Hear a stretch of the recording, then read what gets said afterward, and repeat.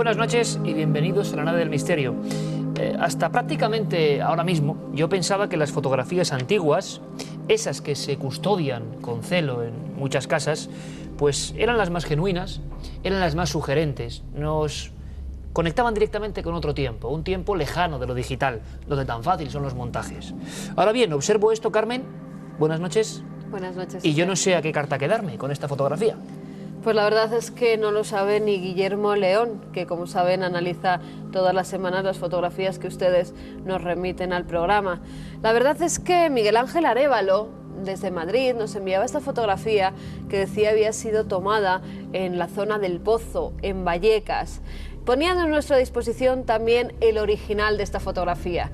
Y si Miguel Ángel nos está viendo, le pediríamos que por favor nos lo enviara, porque hay muchas curiosidades dentro de ella, Iker. Como vemos en primer plano, hay tres personas que se hacen un retrato y por una de las ventanas, justamente la que está atrás, parece salir un rostro. El rostro aparece en principio, pero no sabemos si se trata de un montaje fotográfico posterior o si por el contrario nos encontramos ante algo totalmente extraordinario, el rostro de una mujer que apareció también en esta toma fotográfica. Vamos a hablar también de caras, pero ya más modernas. Juan Vera desde Madrid nos remitía esta fotografía, decía que estaba de viaje en el automóvil con su novia y que él tiene la costumbre pues, de ir tomando fotografías porque le hacen gracia esas extrañas luces que se hacen con los focos del que va delante, por ejemplo. La verdad es que muchas veces salen curiosas imágenes y formas cuando hay una luz presente, Se llevó un pero buen en susto. este caso había un rostro. Un rostro que además no coincide con lo que nos dice nuestro amigo, porque el analista informático, en cambio, nos remite a que iban o tenían que ir viajando en un autobús. ¿Por qué? Por lo amplio del ventanal, por ejemplo, y porque esa imagen pertenece a una película. El reflejo del cristal es lo que se ha fotografiado. O sea, una conjunción casi milagrosa, y de hoy hablamos precisamente de milagros, que produce un fantasma inexistente. Pero ahora mucha atención, por favor. Fíjense, apenas en unos segundos, en la cara de este niño que no debía estar ahí. ¿Hay algo más inquietante que la foto de un niño, entre comillas, supuestamente espectral? Este es el caso. Creo que el informe está a punto de llegar. Vamos a ver si nos da tiempo a esclarecerlo esta noche. Intentaremos dar solución a este extraño niño que apareció ante las cámaras de una amiga que nos remitía la fotografía realmente aterrorizada con el rostro que había salido en su cámara de fotografías y que posteriormente introdujo en el ordenador. Ni conocía al niño, ni el niño, por lo menos a ojo de cámara, estaba ahí físicamente. En ningún momento no le vieron. Es más, en la fotografía original, si no es aclarada, no se puede apreciar la imagen de este pequeño. Vamos a ver si llega ese informe de Guillermo León dentro de unos minutos. Es una fotografía urgente, intentaremos desentrañar su misterio. Mientras tanto, les propongo este menú, también hay que decirlo, apasionante, el de esta noche aquí, en Cuarto Milenio. Hoy en Cuarto Milenio, un acta notarial firmada por 25 testigos da fe del milagro más asombroso ocurrido en España, el caso del cojo de Calanda. Morbo o arte. Los cadáveres se conservan mediante una técnica denominada plastinación y se muestran al público en exposiciones que a nadie dejan indiferente.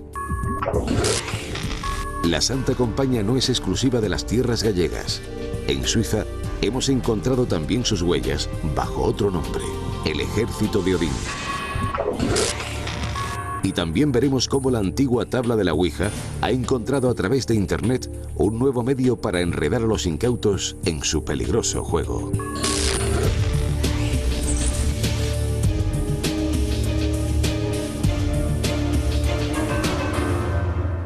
OPARTS, los objetos fuera de nuestro tiempo, objetos poco menos que imposibles que han desafiado la ciencia y que incluso han protagonizado miles de documentales y libros monográficos. Me refiero a piezas que no deberían estar ahí, que no había un conocimiento para crearlas. Por ejemplo, la pila de Bagdad, encontrada hace casi un siglo en los subterráneos de una vieja ciudad perdida. Parece ser que incluso se hicieron pruebas para ponerla en funcionamiento. ¿Conocían las antiquísimas culturas algo tan milagroso como la electricidad? ¿Es posible? ¿O hay otras teorías que puedan explicarlo satisfactoriamente? Otros ejemplos, y hablamos de electricidad, las bombillas de Dendera. Están en lo más profundo de un viejo templo dedicado a la diosa Hathor. Allí unos egipcios labrados en la piedra manejan esta especie de berenjenas con una serpiente que para muchos son bombillas de otro tiempo. Es más, está el símbolo inquietante del babuino con los dos cuchillos, indicando que eso era muy peligroso. Al mismo tiempo, otros esclavos manejan lo que parece ser una caja o transformador. ¿Qué hacía esto hace más de 20 siglos en las entrañas de un lugar sin luz? ¿Demostraciones de una cultura que hemos perdido por completo? Pero quizá el OPART más tradicional, el que no había explicación sugerente para intentar saber qué engranajes lo componían, era este, la máquina de Antiquitera. Se encontró hacia finales del siglo XIX en el interior de un pecio, en las entrañas de un barco hundido. Fue asombroso. Aquello parecían engranajes auténticos. Parecía algo que solo se vio muchos siglos después con las primeras maquinarias de los relojes. ¿Pero qué hacía eso hace tanto tiempo, en tiempo de los griegos? ¿Por qué lo construyeron y qué medía? Hay noticias asombrosas de última hora, Carmen.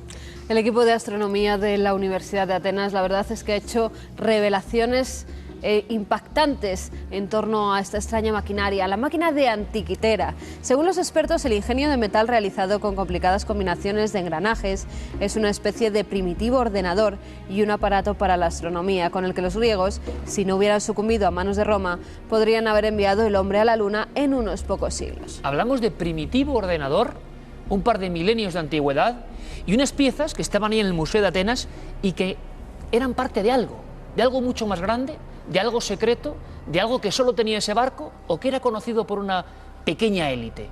Siempre ha habido personas que sabían mucho más allá de la ciencia oficial. La máquina parece que revela muchos secretos.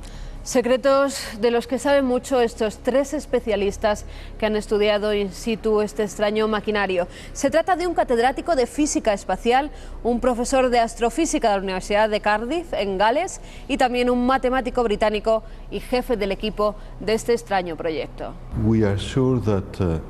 Estamos seguros de que el que hacía uso de la máquina estaba en posición de hacer mediciones y quizá incluso predicciones sobre los planetas,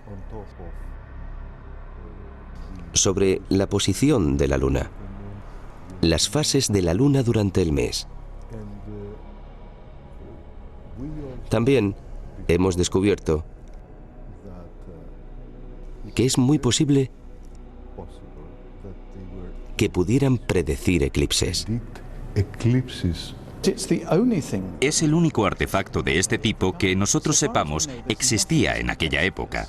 Hasta donde sabemos no hay nada tan complejo como esto en miles de años. Tiene 30 engranajes. Los antiguos griegos tenían una tecnología que hasta ahora era inconcebible si no nos hubiéramos topado con este objeto, ya que no podíamos pensar que tuvieran una tecnología tan sofisticada. El autor y científico Arthur C. Clarke dijo que si los antiguos griegos no hubieran tenido la imaginación para realizar lo que esta tecnología les podía permitir hacer, no estaríamos ahora yendo a la Luna y aproximándonos a las estrellas más cercanas. Para los científicos esto es casi un milagro. Y de eso vamos a hablarles, de milagros, quizá del más importante que ha habido en este último siglo a nivel de estudios. Y me refiero a que el propio Vaticano se interesó en la historia del llamado cojo de Calanda, Miguel Juan Pellicer, un hombre que vivió en sus carnes, nunca mejor dicho, lo imposible, lo milagroso. Vamos a investigarlo aquí, en unos minutos. Cuarto Milenio.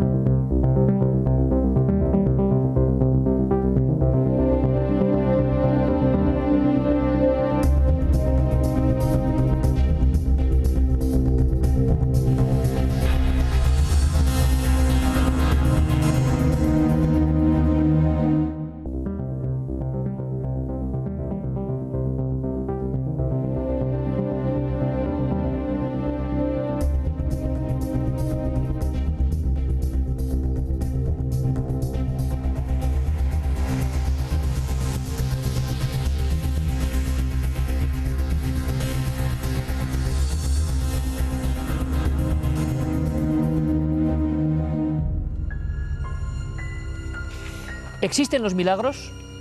¿Es posible la curación sobrenatural del cuerpo humano por intercesión de la fe? Sin duda nos enfrentamos a un tema profundamente controvertido. ¿Sabían que en España hubo un caso que interesó a varios papas y que parece que es el gran milagro histórico? miles de legajos y documentos destinados a la extraña historia de Miguel Juan Pellicer? ¿Han oído hablar del extraño caso del cojo de Calanda? Ocurrió en pleno corazón de Aragón hace unos cuantos cientos de años. Es momento de viajar en el tiempo, de saber qué ocurrió. A lo largo de 20 siglos, la Iglesia ha protagonizado cientos de apariciones, hechos supuestamente sobrenaturales y milagros.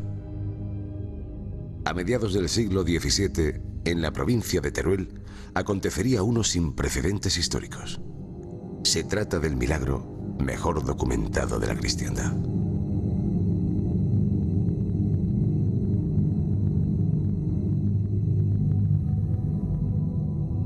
La Edad Moderna, concretamente en el siglo XVII, en 1640, pues el milagro conmocionó Europa. Piensen que el rey de España pues, vino a Zaragoza a entrevistarse, por ejemplo, con... Del milagro se hizo eco, por ejemplo, el famoso filósofo Hume, David Hume, nada menos, el empirista inglés. Y el milagro pues recorrió toda Europa, no digamos Aragón, ¿no? Finales de marzo de 1640. La apacible villa aragonesa de Calanda vio cómo se rompía su habitual tranquilidad con un suceso que aún se debate en los viejos archivos vaticanos. Hacia la medianoche, Miguel Pellicer, un vecino de 23 años que había sido atropellado por un pesado carro, vio cómo de su muñón surgía una nueva extremidad por gracia e intercesión de la Virgen del Pilar. La pierna le había sido amputada 2 años y medio antes. Claro, es un milagro, como has comentado tú antes, muy excepcional porque es único en la historia de la Iglesia. Llevamos 20 siglos y no ha habido un reimplante de este tipo. Ha habido cosas parecidas en Holanda y en Bélgica de ganar masa ósea de una herida perdida o de una enfermedad que pierde masa ósea, pero no es exactamente un reimplante. Una tarde de finales de julio de 1637, Miguel Juan regresaba de la era en un carro cargado de trigo recién recogido. Se cayó por un descuido suyo, dice, y le pasó la rueda del carro por la pierna derecha y le fracturó la tibia. Tras haber sido reconocido en el médico más cercano, será enviado al Hospital de Gracia de Zaragoza. Allí, sin anestesia, los cirujanos le amputan su pierna derecha por debajo de la rodilla. A partir de entonces, Miguel, inválido, se ganaría la vida pidiendo limosna en la antigua capilla del Pilar. Tras la misa de las 12, al bajar las lámparas de aceite, se ungía su muñón aún cicatrizando con el aceite de las lámparas que iluminaban a la Virgen del Pilar. Que era un poco una costumbre cristiana bastante extendida de las lámparas que habían ardido delante del sepulcro, del Santo Sepulcro de los mártires, y aquí, ante la Virgen del Pilar, pues tenía una cierta propiedad curativa. 2 años más tarde, cansado de mendigar, Miguel decidirá volver a casa, consciente de su invalidez y de la amarga noticia que trae a sus padres.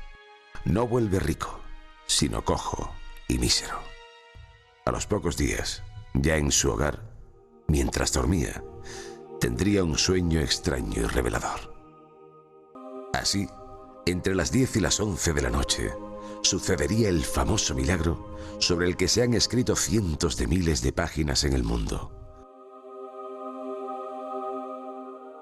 Al parecer, lo imposible se había dado cita en la humilde casa de la familia Pellicer. Y en aquel hogar, triste, volvió la alegría y el asombro. Bueno, pues lo que nota su madre cuando va llegando a la habitación, y así está escrito, es que huele diferente. Tiene un olor muy agradable, súper agradable, diferente al olor de la casa, ¿no? El milagro de Calanda sería solo un vago eco del pasado si no fuera porque en 1975 el arzobispo de Zaragoza encomendó a Tomás Domingo una investigación exhaustiva y oficial. Los últimos 30 años de su vida los ha dedicado a revisar las fuentes históricas y los archivos de media Europa, incluida la biblioteca del Archivo Vaticano. Las conclusiones serían finalmente publicadas hace escasos meses en este volumen imprescindible de más de 500 páginas. Lo más llamativo al respecto, y el documento incontrovertible, vamos, que no tiene, es que se levantó un acta notarial sobre este milagro. Exactamente el notario de Mazaleón, apercibido de lo que había ocurrido, pues fue requerido y efectivamente levantó acta. El protocolo de Mazaleón es un documento de incalculable valor histórico. El notario del pueblo cercano, conmocionado por la noticia, viaja a Calanda para dar fe y levanta acta de lo imposible. El milagro sobrenatural había acontecido para ellos sin ningún género de dudas. Este documento hoy descansa en los fondos del Archivo Municipal de Zaragoza. Es un documento notarial que certifica que ahí ha habido una suspensión de una ley física. Consecuentemente, pues hay un acta notarial. No siempre hay un acta notarial de un milagro, ¿no? Tras 10 meses de arduas investigaciones y juicios, el veredicto del tribunal será positivo. Zaragoza lo celebró con una gran fiesta.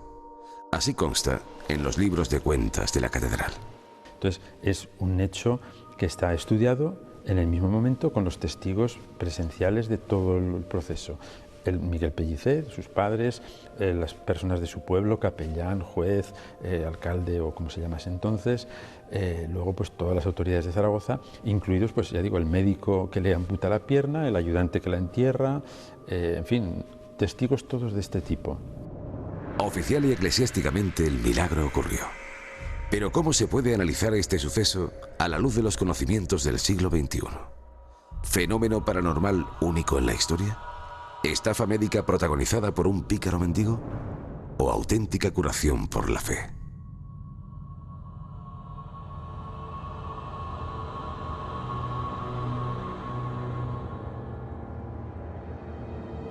Leo del acta de defunción de Miguel Juan Pellicer, iglesia parroquial de Velilla de Ebro, y dice así: Miguel Pellicer, pobre de Calanda. Se cree que a este pobre fue al que María, señora del Pilar, le restituyó la pierna de forma milagrosa. Este asunto toca de lleno la psiquiatría y lo forense. Para hablar de esos términos y de esas ciencias, evidentemente, el doctor Cabrera ya está aquí. Doctor. Hola. ¿Es posible esto que hemos visto a nivel científico? Lo primero que hay que decir es que todos los médicos daríamos lo que sabemos por lo que ignoramos, como decía Víctor Hugo. Y lo segundo, que yo personalmente, a título personal, creo en los milagros. Y lo tercero es que hay muchas cosas que no podemos explicarnos y esta podía ser una de ellas. Me acabas de dejar un tanto convulso. Un científico de tu talla y tu prestigio, ¿crees en los milagros como elementos al margen de la lógica, por lo tanto? Sí, por una razón muy sencilla, porque detrás de la creencia en un milagro está la fe. Y hay quien tiene fe y hay quien no la tiene. Quien tiene fe cree que además de la materia hay otras muchas cosas. Y esas cosas no se pueden explicar con la ciencia. La ciencia se queda en la piel. Por lo tanto, yo como médico te diría que es imposible el milagro de Calanda.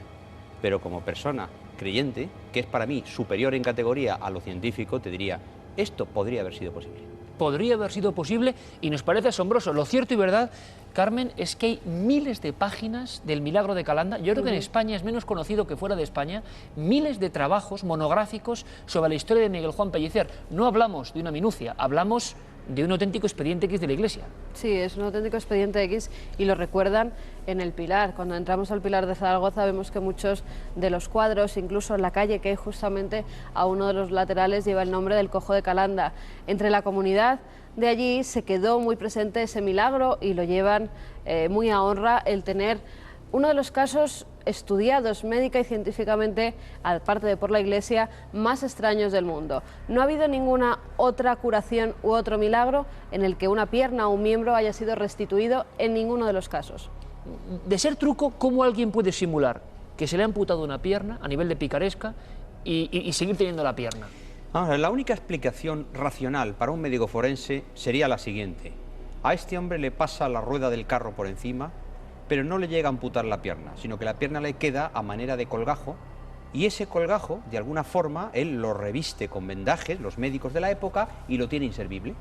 Con el paso de los años, concretamente 2, los nervios vuelven a ese lugar y la pierna empieza a sentir calor, el sujeto empieza a tener sensibilidad y un día se quita el vendaje y, lógicamente, la pierna está... Hay teorías que apuntan también que con esa pierna se la echaba para atrás precisamente porque no había llegado a amputársela completamente y él, en su picaresca, por ganar un poco más de dinero haciéndose verdaderamente el cojo delante del Pilar, se la escondía justamente por detrás y así con el pantalón Pero eso parece muy la burdo, tapaba, Carmen, ¿no? y solo estaba el muñón a la vista. Hay teorías que apuntan que cuando el cuerpo del cojo de Calanda es encontrado, tiene la pierna restituida por completo y es materialmente y científicamente imposible que una pierna amputada vuelva a crecer.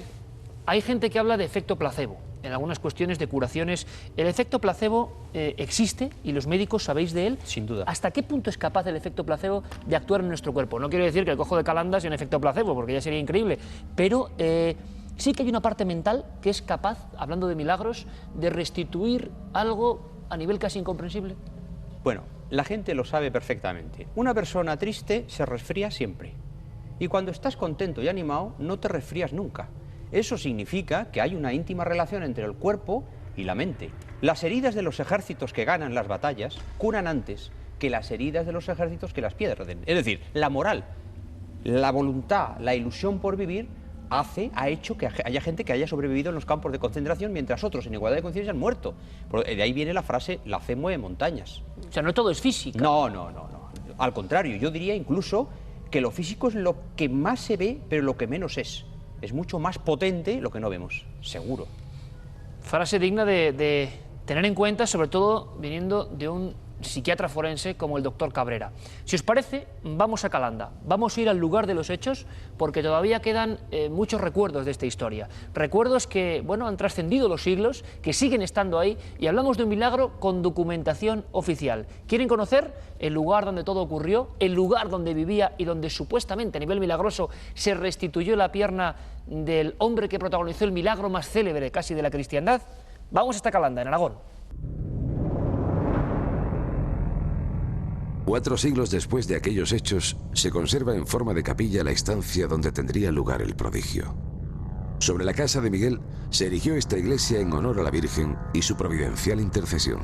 Lo que hemos intentado es que el edificio en sí sea lo más parecido, y realmente lo es, a la casa en la que realmente se realizó un hecho tan extraordinario como el que sucedió con la persona de Miguel, ¿no? Aquí, el viajero podrá encontrar alguna curiosidad de época. Y aparte de eso, hay una cosa muy curiosa que tenemos aquí, que es una pata de palo. Evidentemente la ortopedia actual no es igual que la que había en el año 1640, y que sería muy parecida a la que yo tengo en mis manos. Posiblemente, pues, muy parecida, por no decir igual, ¿no? En Calanda, los vecinos nunca han olvidado el milagro que hizo famoso a su pueblo. ¿Pero qué opinan ellos? En Calanda nos encontramos y se encuentran gente que creen en el milagro y que no creen. Yo digo que no dudo de él, porque es un milagro, de hecho es el milagro más importante de la historia, ¿no? Porque lo que hace es reconocer que es posible la resurrección de la carne. Además de Miguel Pellicer, Calanda vería nacer a otro personaje ilustre, Luis Buñuel, el genial director contemporáneo. Como todos los vecinos, desde niño conoció el milagro y quedaría fuertemente impresionado por él. Un museo en el pueblo recuerda su trayectoria. Sí, hay 3 películas en concreto en las que el tema del milagro es evidente. La más notoria es Tristana. De hecho, el propio Buñuel dice que lo único que le interesaba de esa película, o de ese guión, mejor dicho, era el hecho de que a la protagonista le amputaban una pierna, ¿no? Aquí, a orillas del Ebro, en la localidad de Velilla, encontramos esta placa que señala el lugar exacto donde fuera enterrado. En 1950, los vecinos, movidos por la devoción, decidieron excavar en busca de una prueba. Pues ellos estuvieron pecando por la mañana, en la fosa, y sacaron los huesos, pues estuvieron aquí todo el día, sacaron los huesos por la tarde y se los llevaron. Pero que no sabemos si era Pellicer o no era Pellicer, aquí a nosotros no nos ha dicho nadie nada. Parece ser que sí que vive unos 14 años después del milagro, y a los 7 años podría ser que fuera su padre el que muere y es enterrado en Velilla de Ebro. Ya digo que Tomás Domingo lo investiga y parece ser que está en Zaragoza. Muere en Zaragoza y es enterrado en Zaragoza. Aquí, en una de las plazas más concurridas de la ciudad de Zaragoza, se erige el edificio del Banco de España. Entonces, el Hospital de Gracia. Los viandantes caminan despreocupados sin saber que bajo el asfalto se encuentra el cementerio del antiguo hospital y seguramente el cuerpo de Miguel Pellicer y su pierna.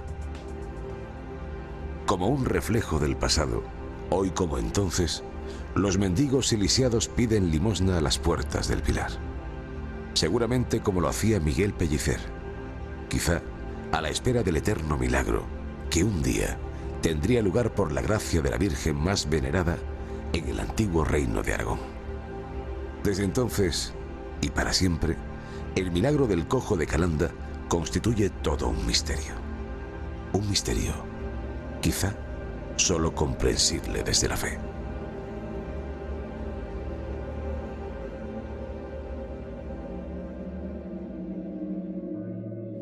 Hablamos de milagros, un asunto espinoso, apasionante, que compete a ciencia, a veces, y a la pura fe. Hay algunos que dicen que están mejor probados. Un caso sería el del cojo de Calanda, pero es remontarse mucho en el tiempo. Así que la idea, Carmen, sería hacer no un ranking, porque con esto hay que tener mucho respeto, pero sí vamos a recordar algunos de los más impactantes o que más tinta hicieron correr. Milagros en estos tiempos modernos. Sí, por ejemplo, en 1998 hay un milagro muy curioso. A mí me llega de mano del sacerdote, el padre Guijarro. Él me lo cuenta por primera vez porque lo estaba investigando precisamente él, que pertenece a la Congregación para la Causa de los Santos. Que habría que decir, Carmen, que el padre Guijarro es uno de esos personajes que hemos visto en el cine, más o menos en películas como Estigmata, es decir, el sacerdote con vía libre en el Archivo Vaticano y que investiga milagros para autentificarlos. Todo un personaje que un día estará aquí con nosotros. Pues el de Manuel Vidal, este niño de 6 años, es uno de ellos. Ocurre todo en la provincia de Entre Ríos, en Argentina.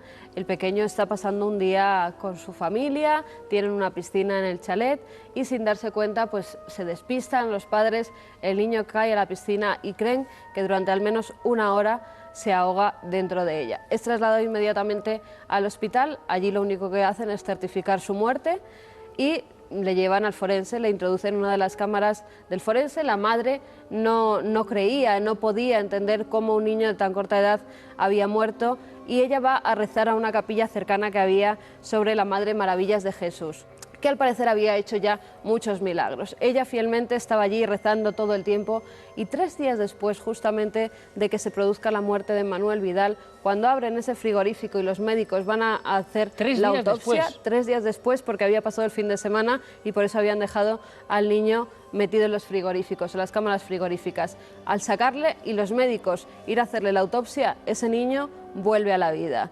resucita. Para la madre es un milagro. Científicamente, los médicos, algunos de ellos incluso salen fotografiados con este niño, dicen que no tienen una explicación científica para tal caso. Doctor Cabrera. Este es un caso que habría que explicar. Un niño en una piscina ahogado puede llegar a un punto en que el corazón no es que no lata, sino que su latido no se escucha. En esas condiciones se le mete en la cámara frigorífica, se baja la temperatura de tal manera que el metabolismo del niño se para. Es decir, hibernación. Hibernación, exactamente esa es la palabra. Dentro de la cámara hay aire, porque la cámara tiene un sistema de ventilación. Por lo tanto, ese niño, con un latido imperceptible, a 0 grados de temperatura o 5 bajo cero, el corazón latiendo muy despacio, podía estar perfectamente vivo 3 días antes de sacarlo de la cámara. Perfecto. Más milagros, Carmen. Pues uno de los santuarios marianos más milagrosos es el de Lourdes.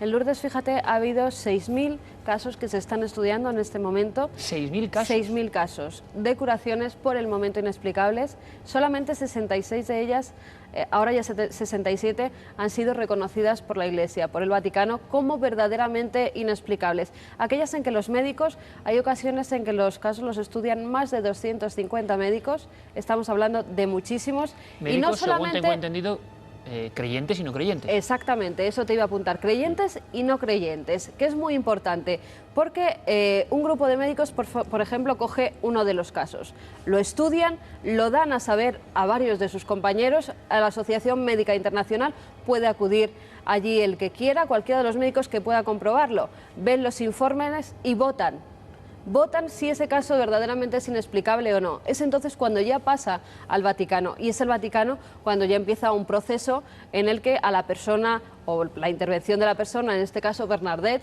la pastorcilla a la que se aparecía la Virgen, ha sido la intervención de ella gracias a la cual se han producido esos milagros. La Iglesia es entonces cuando tiene 2 pasos a seguir. El primero, certificar las personas que conocieron en vida a esa niña. Ahora ya, como estamos hablando de mediados del siglo XIX, ya no queda nadie con vida, pero sí que hay documentos que en la época lo certificaban. Ver si llevó una vida en base a lo que dice la Iglesia y también si tanto en vida como en muerte realizó algún milagro. Todo ello para hacerla venerable, luego beata y posteriormente, si cumple todos los pasos, santa. Parece mentira, doctor, que pleno siglo XXI, comisiones de médicos investigan milagros y algunos pasan todos los controles.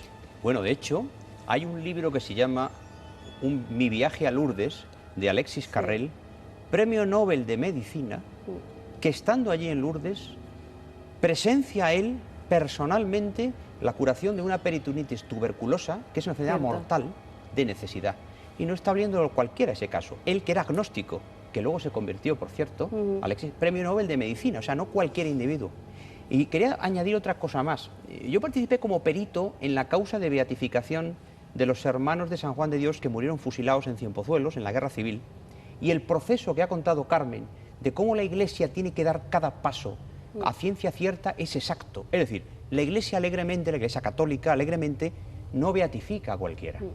Tienen que darse unos pasos en los cuales hay peritos médicos, peritos sociólogos, etcétera. O sea que es exactamente y rigurosamente cierto lo que está diciendo Carmen. Y no son pocos pasos, son muchos científicos, muchos teólogos, muchos historiadores por los que tiene que pasar cada uno de los casos para que alguien sea nombrado incluso beato, ni siquiera que llegue a ser santo, porque santo es si ocurre un milagro justamente después de su muerte. Siempre con mucha precaución, siempre con mucha distancia, pero hay un fenómeno que el doctor Cabrera ha identificado perfectamente, que parece que se escapa de lo lógico, que está ahí y que está ahí, pese a quien pese, y piensen lo que piensen. Se siente estar en Lourdes, siendo ateo convencido, sientes algo que no puedes explicar.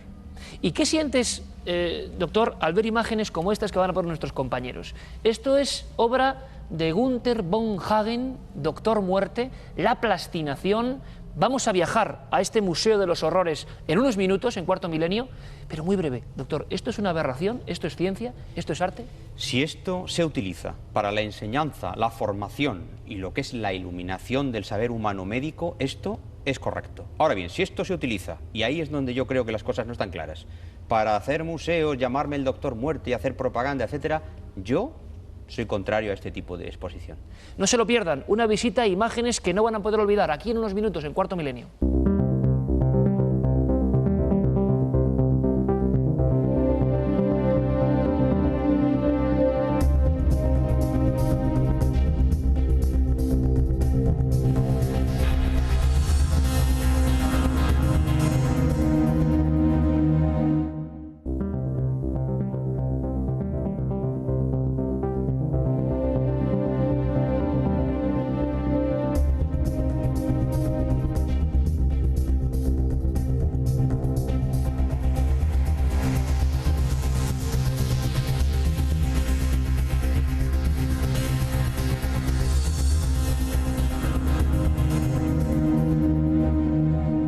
En este siglo XXI ya casi nada nos sorprende.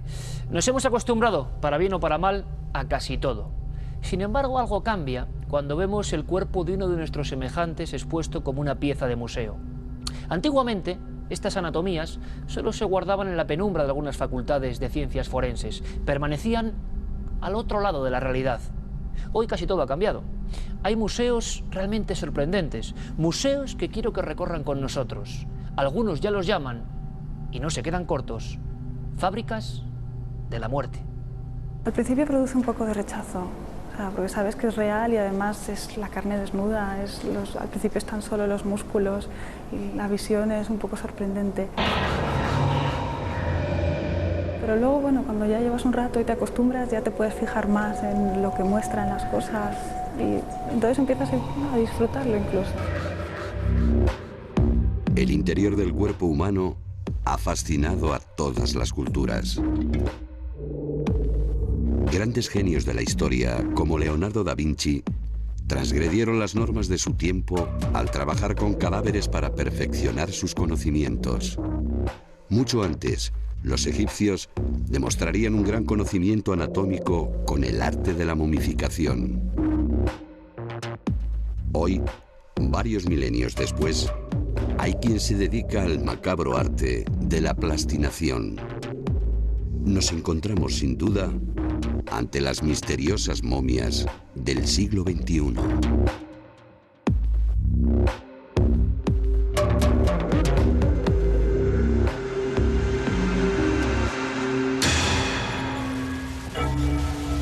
Aquí, en el mítico Earl's Court de Londres, Desde hace algunos meses se puede visitar una controvertida exposición creada por Premier Exhibitions. Bajo el nombre Cuerpos, la exposición, varias decenas de auténticas anatomías plastificadas son mostradas al público. A lo largo de varias salas y pasillos aparecen los secretos de nuestras entrañas. Los cuerpos proceden de China. Las leyes chinas dictan que cualquiera que haya muerto y su cuerpo no sea reclamado, automáticamente pasa a ser propiedad del Estado. Dentro de este moderno circo de la muerte, uno puede contemplar cuerpos seccionados en láminas o incluso tomar conciencia del aspecto que presentan los pulmones de un fumador.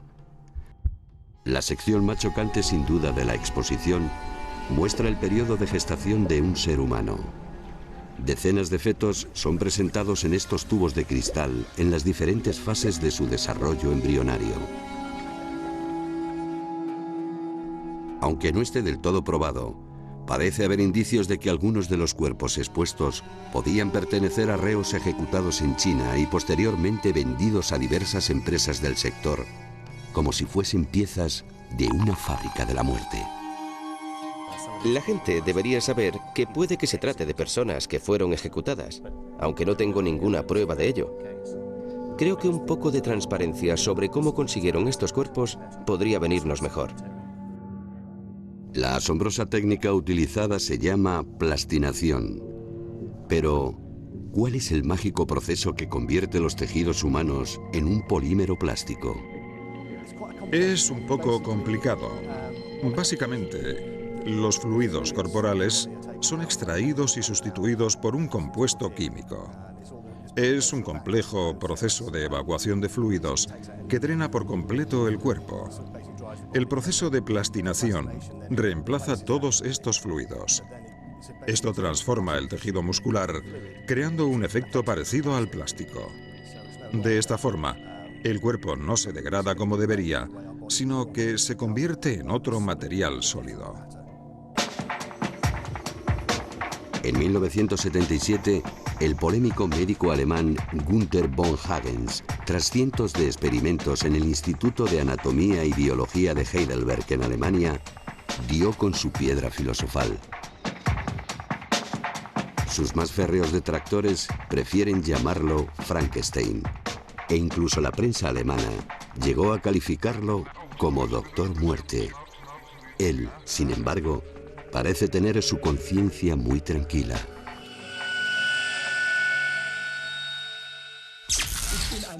Yo ennoblezco los cuerpos que llegan como cadáveres y se convierten en objetos útiles. Esta es una extensión más allá de la muerte de las tendencias de moda para los tratamientos de belleza. A mediados del pasado noviembre, Günther vio cumplido uno de sus sueños. En la ciudad de Guben, entre Alemania y Polonia, ha creado el Plastinarium. Es el gran museo de la muerte. Aquí, el visitante puede observar cómo se plastina un cuerpo en directo. Una sección vertical de un cuerpo completo cuesta alrededor de 7.000 euros. Creo que no sueño al decir que de 3 a 5 años podremos producir entre 500.000 a 1 millón de rodajas al año.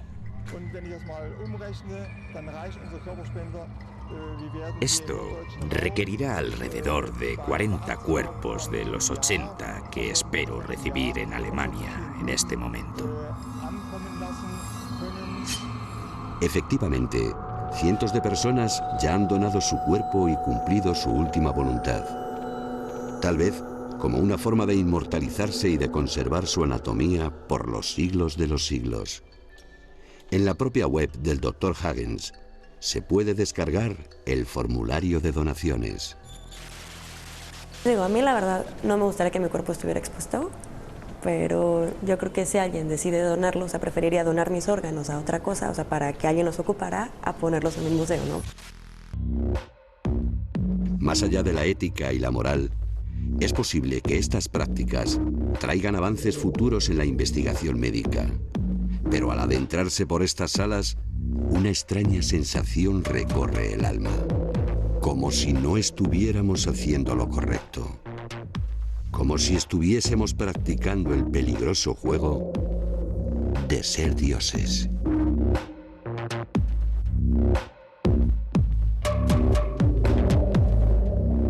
Le he pedido que se quede unos minutos a nuestro asesor, el doctor psiquiatra forense José Cabrera, para que me dé su opinión, porque yo no sé qué se te queda de todo lo que hemos visto, de esta visita a este Plastinarium y a estos museos del cuerpo humano. Bueno, yo siempre he pensado respecto a este hombre y su idea, que al principio este hombre empezó bien y después se le ha ido la mano. ¿Qué quiero decir? Quiero decir que el proceso de plastificar de alguna manera el cuerpo humano real para mostrar cómo es por dentro es algo interesante como formación para los anatómicos, para los investigadores, para los médicos. Pero este hombre ha saltado, ha dado un paso más y ha saltado a poner un ciclista, unos hombres jugando al póker. Eso para mí es morbo. Entonces aquí veo ambas cosas, ¿no? Él empezó bien y la cosa es que yo creo que se le ha ido un poco de la mano. Da la sensación de que una de las muestras de cuerpos era más didáctica, nos mostraba el cuerpo por dentro, el sistema nervioso, pero lo otro era más espectáculo. Pionero, hay que decirlo, eso tiene su favor. Pero se habla de cuerpos que llegan de China en circunstancias muy oscuras, de cuerpos de ejecutados. ¿Es posible? En China, popular, China, el cuerpo es del Estado, vivo o muerto. Es decir, el Estado es laico y nadie puede atentar contra su vida. Por ejemplo, nadie puede intentar suicidarse, porque si te intentas suicidar y no lo consigues, eres penado por el Código Penal. Es decir, el cuerpo humano del chino no es suyo. Como aquí es nuestro, allí no. Entonces, en China esto puede ocurrir. Alguien llega y compra, paga y se lleva el cuerpo. Por lo tanto, hay un vacío legal en Europa que sería el que permitiría a este hombre exportar estos cuerpos para hacerles este proceso de plastinación. Conclusión, todo lo que hemos visto, como siempre, es cuestión de matices y cuestión de exageraciones para no convertirlo en una especie de danza macabra, ¿no? Yo tengo la impresión de que aquí se ha montado un circo al respecto a esto, que más que formar a la gente que está visitando, está generando un morbo que yo creo que no es bueno, pero es mi opinión. Doctor, como siempre, muchas gracias. Nada, otra. Bueno, a ustedes les corresponde opinar como siempre. ¿Qué han sentido vagando por estos expositores con seres humanos? Momias del siglo XXI. Han sido noticias hace una semana, el Plastinarium, la nueva fábrica de la muerte del doctor von Hagens. Ahora vamos con otras noticias, algunas muy interesantes.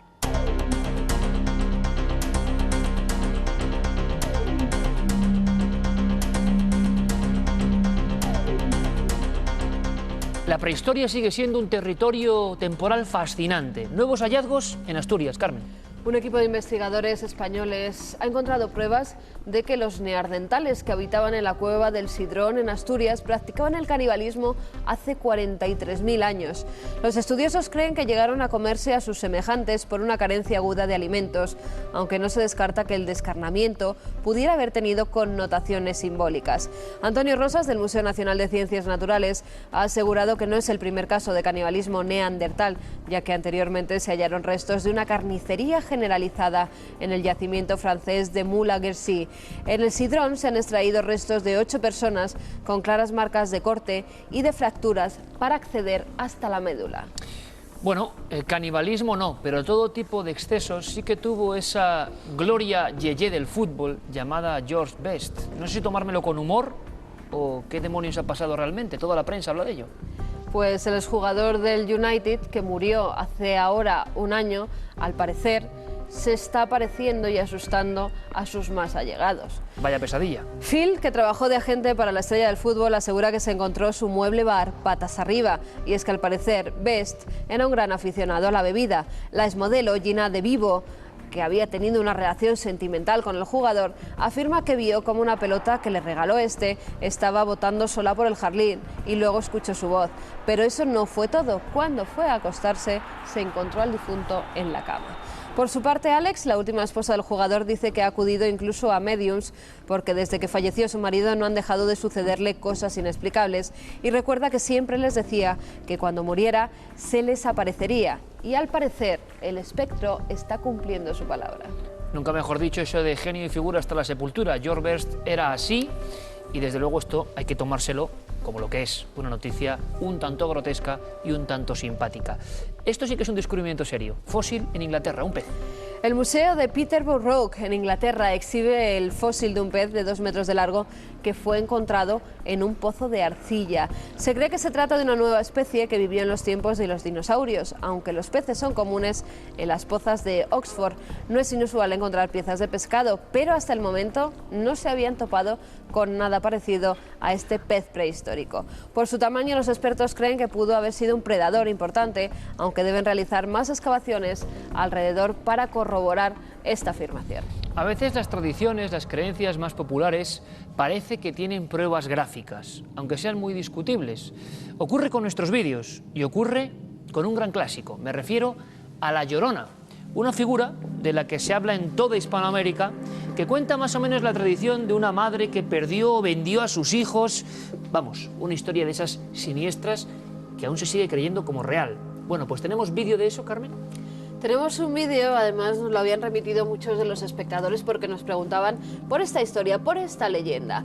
Hemos encontrado imágenes en las que al parecer sale a relucir La Llorona, una dama vestida de blanco a la que todos los testigos que dicen haberse encontrado con esta presencia escuchan lamentarse, llorar, porque un día le arrebataron a sus hijos. Ella fue en su busca y murió en extrañas circunstancias. Desde entonces siempre se pasea por el mismo sitio.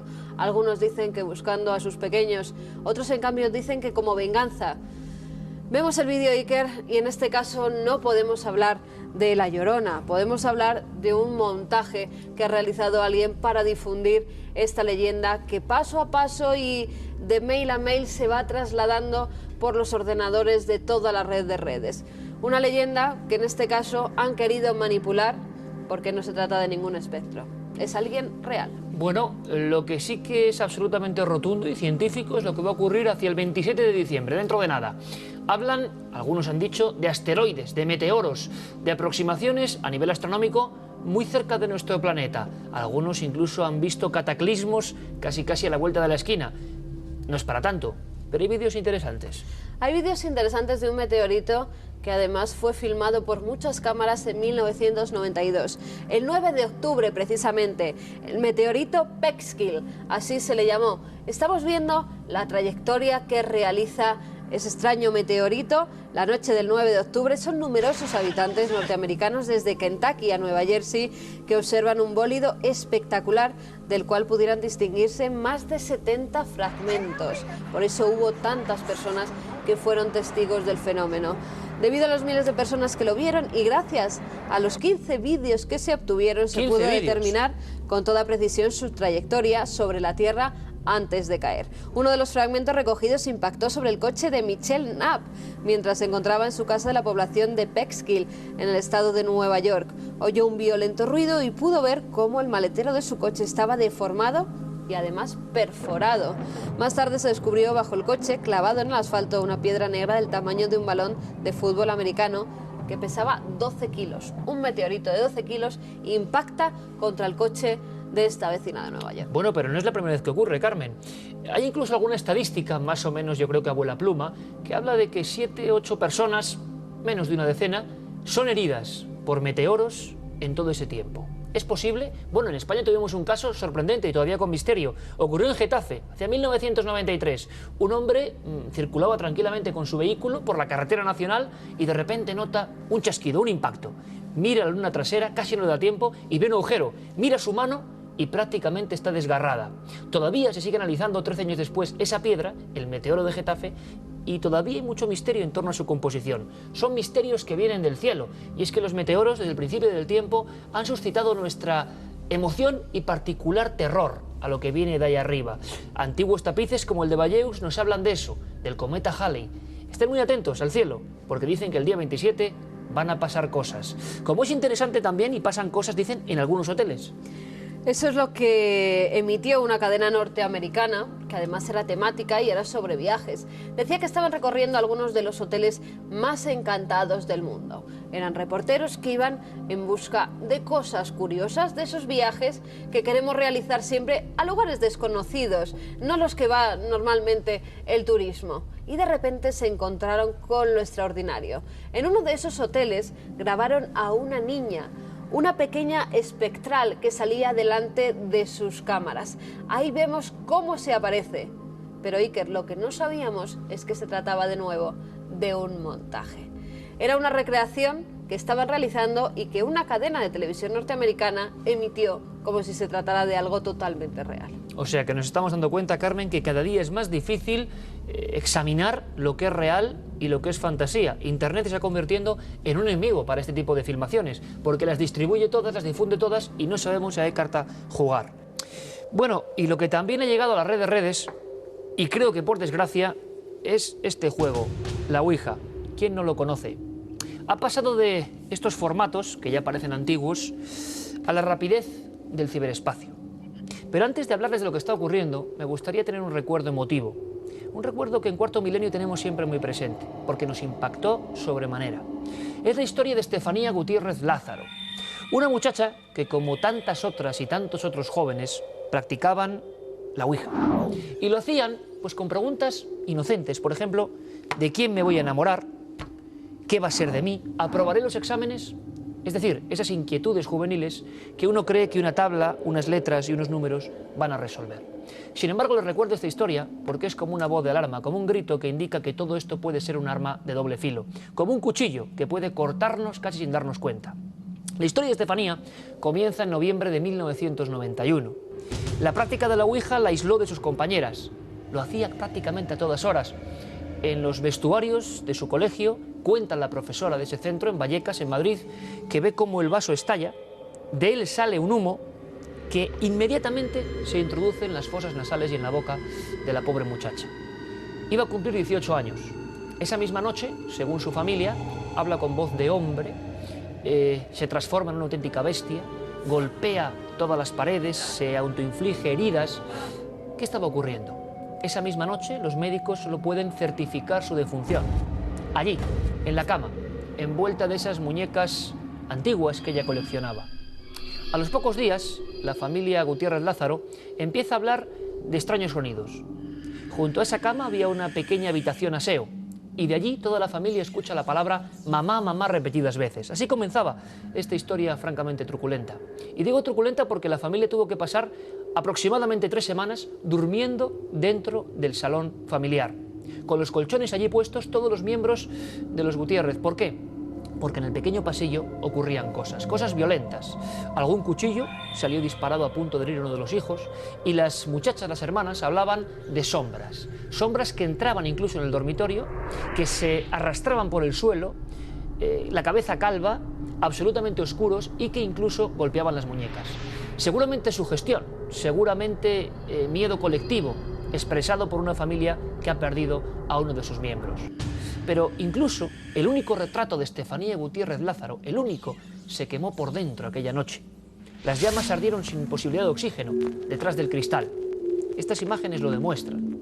Estuvimos allí y hablamos con ellos y nos dimos cuenta de que la Ouija, sea lo que sea, es una puerta que a veces abre quizá otras dimensiones de la mente. Todo sería un caso más, uno de tantos, de no ser porque una noche, hacia las 2:40 horas, la Policía Nacional entra allí. Entran 4 inspectores que firman este documento. Lo más curioso es que vivieron todo tipo de fenómenos en los que ellos no creían. Tuvieron que verse obligados a desenfundar su arma reglamentaria. Es más, en un momento dado, 2 de los inspectores jefes hablan de un crucifijo que misteriosamente ha girado, se ha dado la vuelta. Otro habla de que el Cristo incluso es arrancado. También se indica en ese parte histórico que una especie de garra triple ha atravesado un póster de lado a lado. Y por último, se confirma la presencia de una sustancia marrón que emerge del aire que el Z2 identifica como babas. Al final de ese informe, quiero recordarlo siempre, una conclusión. Fuimos testigos de unos fenómenos de todo punto inexplicables. ¿Y por qué esto y por qué recordar este caso? Porque la Ouija es peligrosa.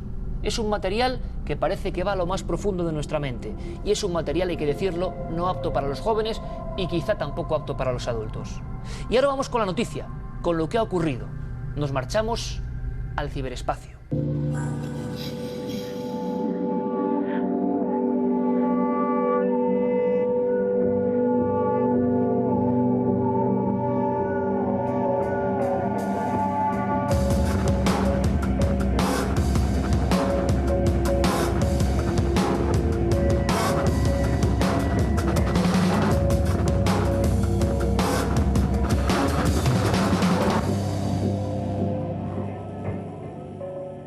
Alberto Granados, compañero, ¿qué estás haciendo? ¿Qué tal? Muy buenas noches, Iker. Pues estamos accediendo a través de Internet a la Ouija tradicional, pero de esta manera informatizada. ¿Me quieres decir que el ancestral tablero con las letras, el más que célebre vaso, que tantos problemas ha dado y que algunos llaman juego de la Ouija, mal llamado juego, se ha pasado al mundo de lo digital? Y esos mismos problemas que estaba causando esa Ouija tradicional también lo está causando a través de Internet.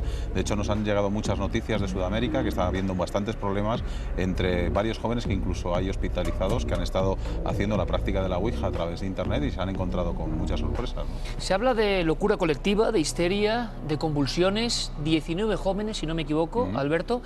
Y es que la tradición entre jóvenes y este extraño método, Ouija, que viene del francés y del alemán, sí, es muy polémica. Pues ahora nos vamos unos cuantos miles de kilómetros hacia el cono sur porque ya están pasando cosas extraordinariamente raras. Y todo a golpe de tecla, Alberto, ¿cómo estás haciendo ahí? Pues sí, entrando a través de la red, tecleando Ouija virtual, entrando en un mundo desconocido, por lo menos para algunos, y bueno, como tú bien decías, utilizado por algunos quinceañeros, por jóvenes que están empezando a tener problemas y bueno, vamos a aclarar un poco todo esto. Problemas serios. Esto es para alertar a todos los padres y a todos los jóvenes. Cuidado, son trampas que a veces pueden resultar demasiado peligrosas. Vamos a descubrirles aquí, en Cuarto Milenio, en tan solo unos minutos.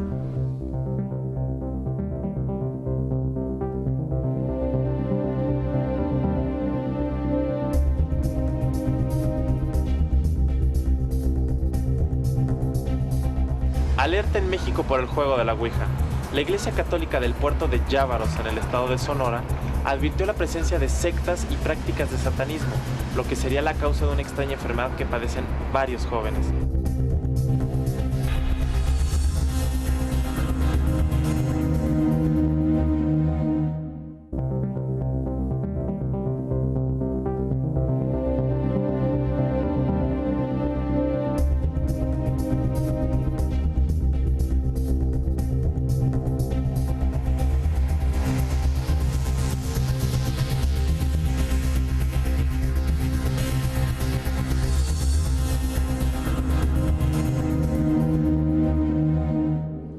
Ahora mismo, a golpe de tecla, como decíamos antes, nuestro compañero Alberto Granados estaría en contacto con el supuesto más allá. Demasiado fácil, ¿verdad?, para ser una realidad. Hace 150 años todo comenzó con las llamadas planchettes, una especie de trozos de madera de forma circular que, con gran facilidad, viajaban por un tablero compuesto de letras y números. Así comenzó el mal llamado juego de la Ouija o de la Ouija, que se ha cobrado más de una víctima, hay que decirlo. Vamos a intentar ir un poco más allá, vamos a intentar ver cómo ha sido ese cambio. Ahora mismo en Internet está el relevo, y un relevo que creemos que ha sido para mal. Mucha gente está confiando y creyendo que eso es verdad. Vamos a intentar investigar. De momento, vean lo que está pasando en algunos países del Cono Sur. A simple vista puede parecer algo inofensivo. Un tablero, unas cuantas letras, un vaso deslizándose. Un ritual no exento de peligros si damos un repaso a los titulares de algunos periódicos del Cono Sur que hablan de locura, maldición y muerte.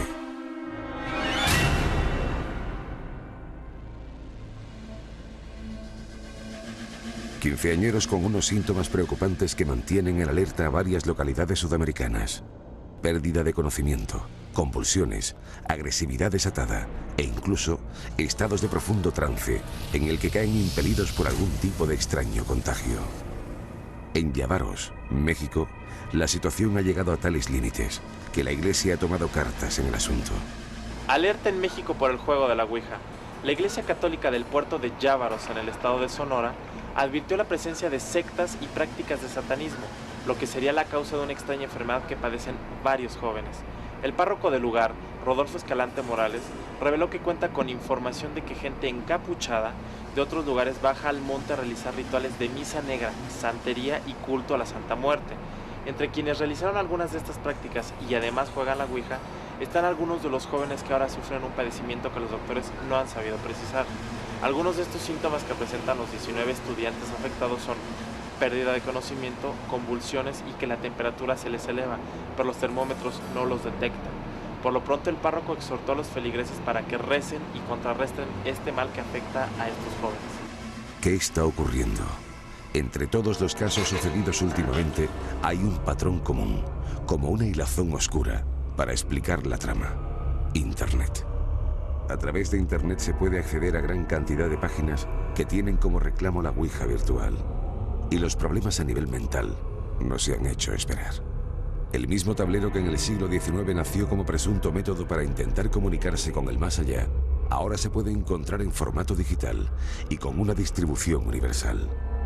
El diseño es prácticamente el mismo. Las letras del alfabeto, números del 1 al 0, un sí, un no y un adiós. Para realizar la Ouija tradicional se necesitan varias personas y una con la misión de servir como canalizador. Una vez relajados y dispuestos, se sitúan las manos sobre el marcador, por lo general un vaso invertido, y se comienza a invocar a los espíritus. La versión cibernética cambia en que uno solo puede realizar una sesión. Sencillamente, ya no hacen falta más participantes. Un espacio en blanco habilitado para realizar la pregunta. Y una vez escrita con el teclado, relajarnos con la mano sobre el ratón para que las supuestas entidades nos dicten su respuesta. También Internet es cada vez más el contenedor para una serie de rituales y leyendas que por su halo de misterio atraen a jóvenes con ansia de emociones fuertes. Si la Ouija tradicional ha proporcionado resultados trágicos en ciertos casos que incluso fueron investigados por la policía, algo parecido está ocurriendo con su versión en la red. La diferencia es que una especie de epidemia incontrolable está contagiando a demasiada gente. Es la característica de un fenómeno nuevo, de un juego peligroso y viejo que se ha convertido en virtual para seguir provocando graves obsesiones.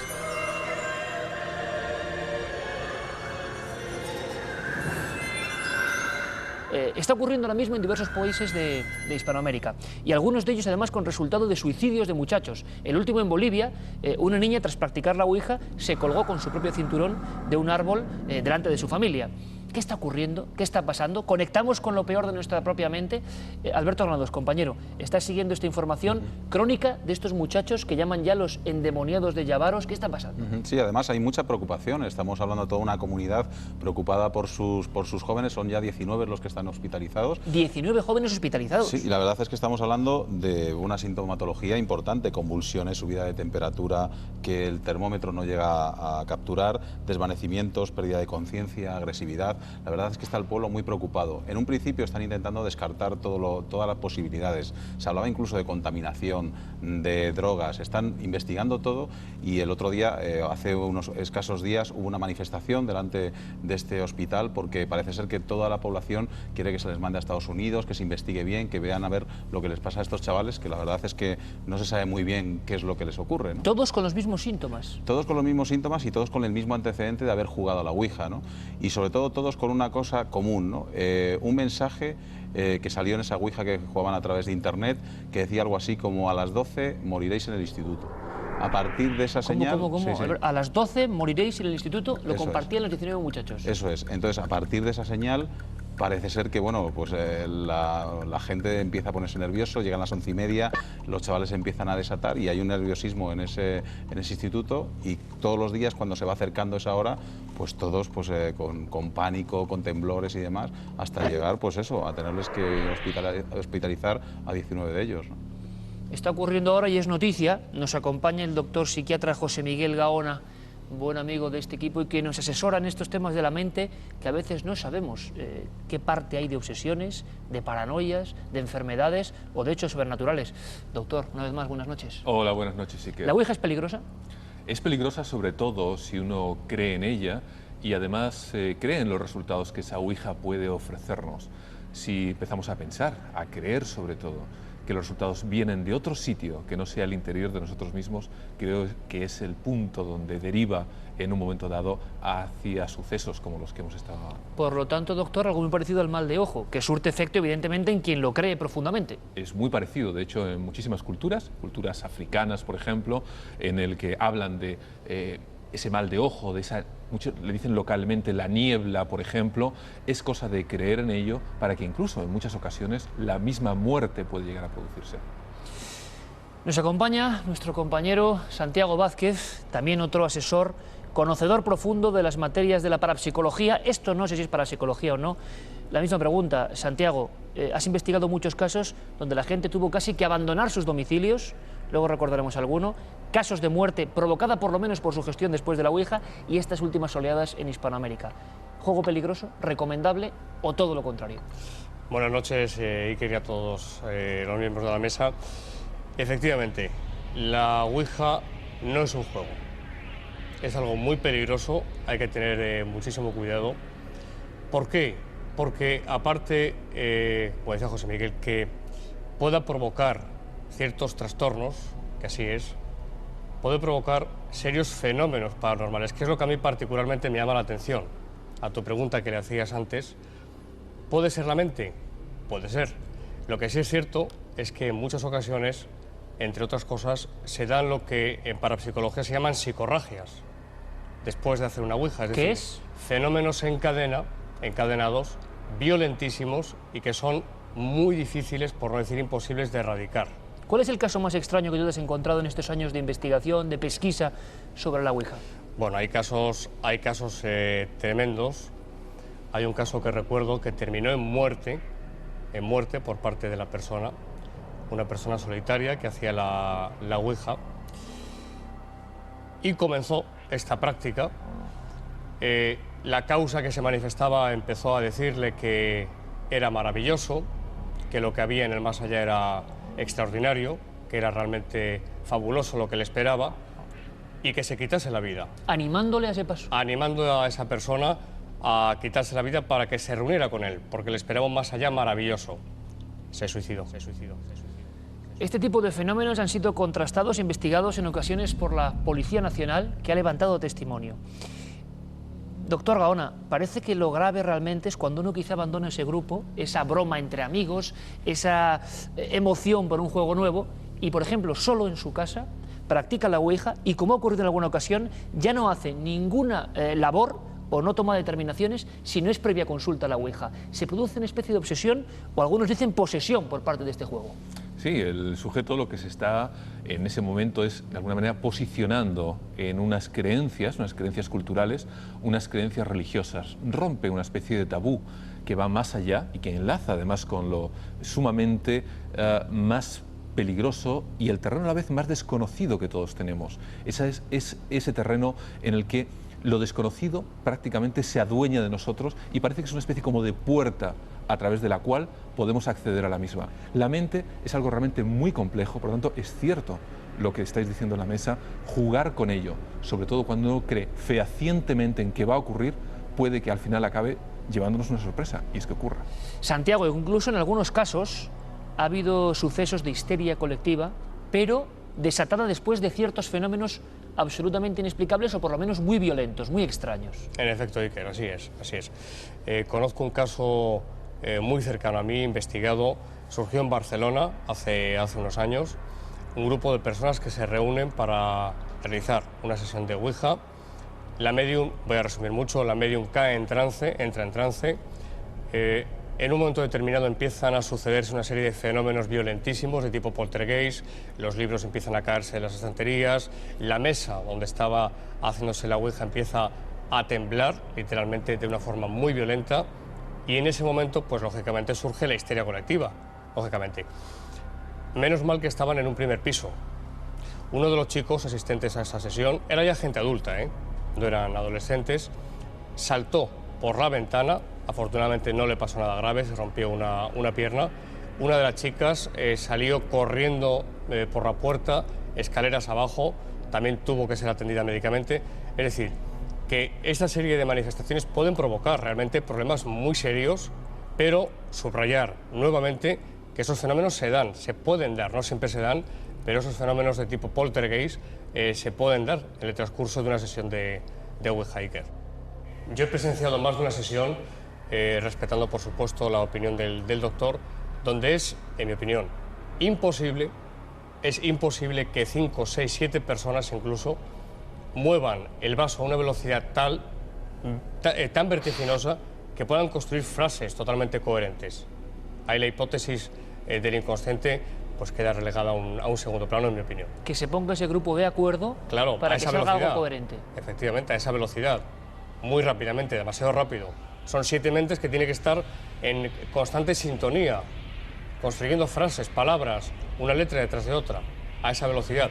En mi opinión es muy difícil. De esta cosa tan antigua, casi como el hombre, se ha pasado a eso que tiene Alberto ahí.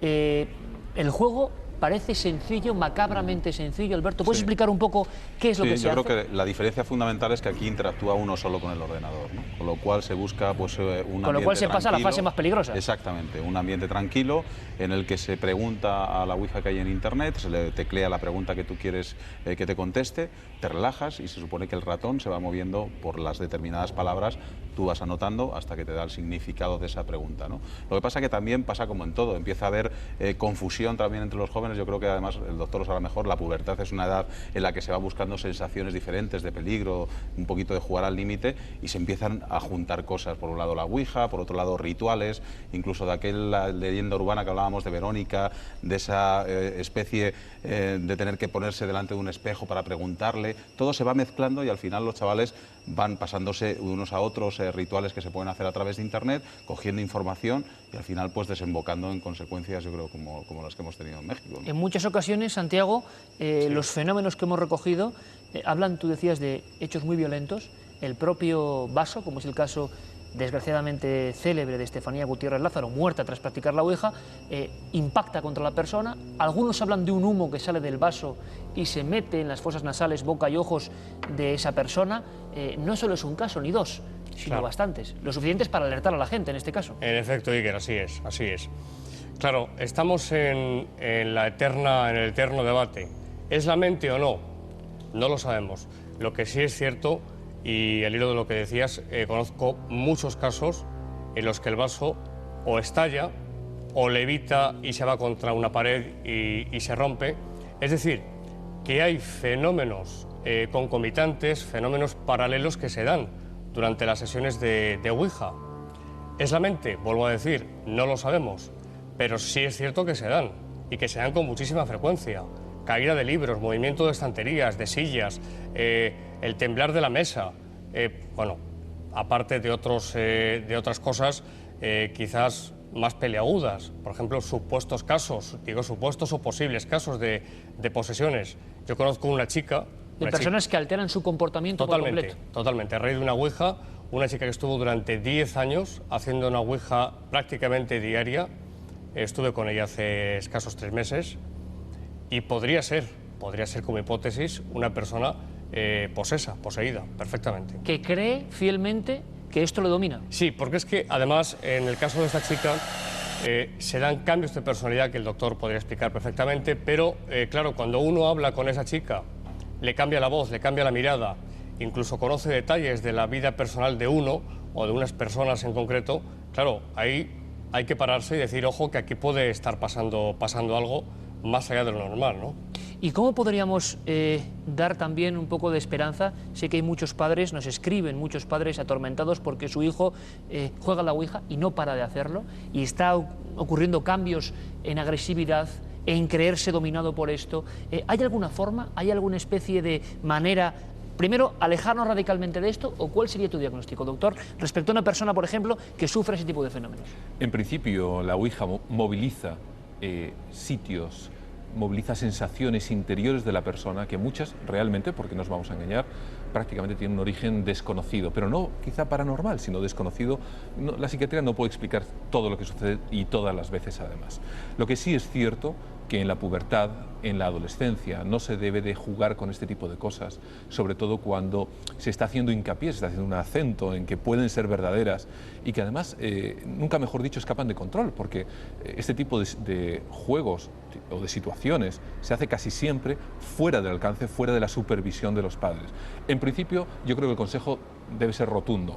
Nunca se debe de hacer una Ouija por parte de adolescentes, ni menos aún, obviamente, de niños, ni de pubres. Es algo que va totalmente contra natura. Abre unas puertas al derrame psicológico, por así decirlo, que puede ser totalmente patológico. Por tanto, si algún televidente observa que otras personas en su familia lo están haciendo, pues intentar, más que prohibirlo, quizá derivarlo hacia otro tipo de actividades que sean, en principio, más saludables. Doctor, ¿y cómo podría acabar esa especie de juego que empezó eso inocentemente y acaba con mensajes de moriréis a las 12? ¿Puede acabar de la peor manera?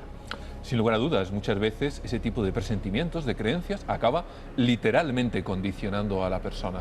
Recuerdo un paciente que tuve hace años que tenía la idea mágica de que al acabar de construir su casa, además la construía él mismo con sus manos, iba a morir. Todos los televidentes pueden adivinar que cuando acabó de construir su casa, evidentemente enfermó, su propia creencia literalmente le mató y de hecho falleció poco tiempo después. Recuerdo otro caso en una paciente, estaba totalmente segura de que iba a morir atropellada por un coche, a pesar de todas las precauciones que tomó, finalmente acabó atropellada porque su manera de cruzar la calle, y no quiero hacer con esto ninguna ironía ni nada, pues no era la habitual de otros peatones, por lo tanto era más insegura a la hora de hacerlo. Es decir, no es extraño que esta creencia que tienen estos chicos en ese instituto condicione de tal manera que finalmente, aproximadamente a esa hora, acabe sucediendo algo que pueda resultar de difícil explicación, o quizás de muy fácil explicación, pero que atribuido a este fenómeno de la Ouija realmente levante aún más temores, más expectativas y realmente aumente el fenómeno de histeria colectiva en este poblado. Es muy curioso porque hemos recogido algunos casos, algunos muy dramáticos, con mucha intensidad emocional. Recuerdo un caso año 95 en la población próxima a Madrid de Coslada, donde una vez más el extraño juego de la Ouija daba una serie de coordenadas. Mirad la pared. Y era una pared con papel pintado, como se hacía sobre todo hace unos cuantos años. Y aquel joven matrimonio con un niño pequeño, que yo creo que también hay que tener un poco de cuidado con estas cosas, seguían recibiendo esos mensajes. Lo intentaban meses después y aquella tabla, fuera lo que fuese, repetía mirad la pared. Ellos estaban en un piso alquilado, en un piso de baja renta, en un piso muy humilde. Un día empezaron los fenómenos extraños. Las voces, sea sugestión o no, doctor, las voces, la sensación de una presencia a los pies de la cama, y al final lo que hacen es, bueno, por una especie de idea repentina, de chispazo, arrancar ese papel pintado. Ahí aparecían pentáculos, ahí aparecían carneros pintados por un grupo que había hecho diversos rituales, parecía sangre, manos con sangre, en toda la pared. Abandonaron a los 2 días aquel domicilio y fue noticia en el año 95. Doctor, último mensaje o consejo para la gente que no se crea por salud mental esta historia, quizá. Quizá que no se la crea de manera literal, que lo hagan siempre adultos, quizá como una especie de juego en un entorno totalmente controlado, y nunca olvidar que el miedo suele ser tradicionalmente algo que nos resguarda de los peligros. Si usted tiene miedo, no lo haga. ¿Para qué se va a exponer? Doctor José Miguel Gaona, como siempre, muchísimas gracias. Gracias a vosotros, Iker. Y como digo siempre, suerte con la revista, que además ahora hace mucha falta. Sí es, muchas gracias. Es un momento importante. Santiago, como siempre, gracias por tus consejos, por tus datos y algunos sobrecogedores casos que bueno, hay que recordar siempre. Así es, gracias, Iker. Buenas noches. Y don Alberto Granados, nosotros continuamos la investigación para ver qué ocurre con estos 19 chavales. De acuerdo, hasta pronto. Recuerden, estas letras, este vaso, puede provocar demasiados problemas. ¿Para qué arriesgarse?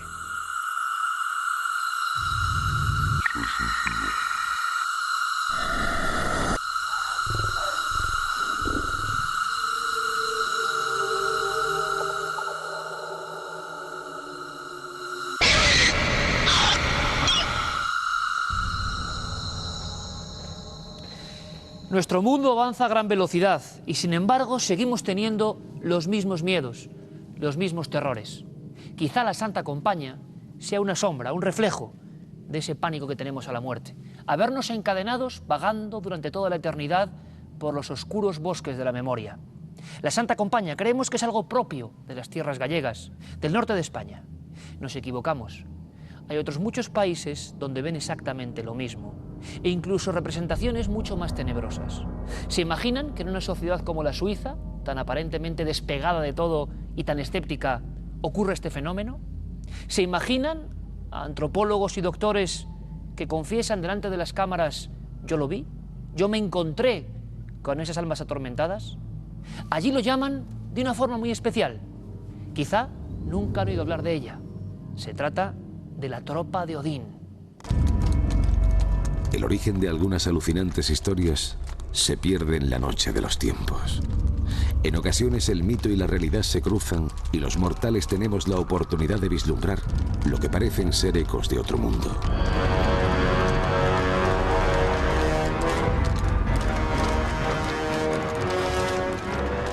Esta es la historia ancestral de un viejo ejército de fantasmas.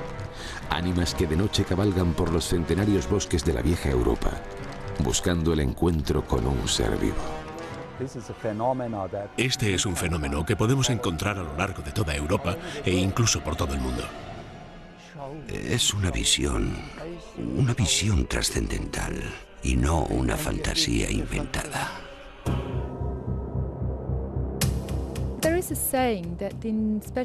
Existe un dicho, una creencia que afirma que especialmente en este sitio, en este bosque, algunas personas han tenido experiencias con... ¿Cómo lo llamáis vosotros? Guerreros celtas. Cuentan que caminando por aquí, por la tarde-noche o de madrugada, de pronto comienzan a oír un estruendo como de caballos galopando por hombres cubiertos. Y claro, se asustan mucho. Los testigos sienten tanto miedo que se esconden detrás de los árboles. Marianne es profesora de primaria en la escuela de Spiv, un pequeño pueblo situado en las faldas de los Alpes suizos. A las afueras encontramos este bosque centenario, el bosque de Burg, un mágico lugar que en tiempos albergó un primitivo asentamiento celta. Sobre estas moles de granito se llevaron a cabo sacrificios y rituales poco conocidos. Hace miles de años que los dioses paganos habitaron aquí. Hoy, en mitad de esta espesura, decenas de testigos han tenido experiencias aterradoras. La comitiva cruza rápidamente, sin reparar en lo que hay a su alrededor. Los testigos no saben muy bien qué es lo que está pasando.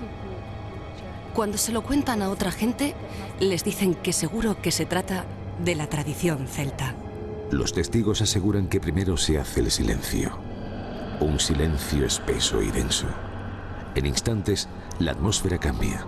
Se levanta un gélido viento y de pronto, después de un alarido, se aparece un ejército que, haciendo un ruido estremecedor con sus trompetas, cabalga rompiendo el aire, mostrando sus trajes y rostros de otro tiempo, anclado más allá de la muerte. Ellos son los guerreros fantasma. Puede que esta visión responda a un viejo mito de los pueblos del norte de Europa, que extendieron su cultura más allá de Escandinavia. Los expertos saben que se trata de la tropa de Odín.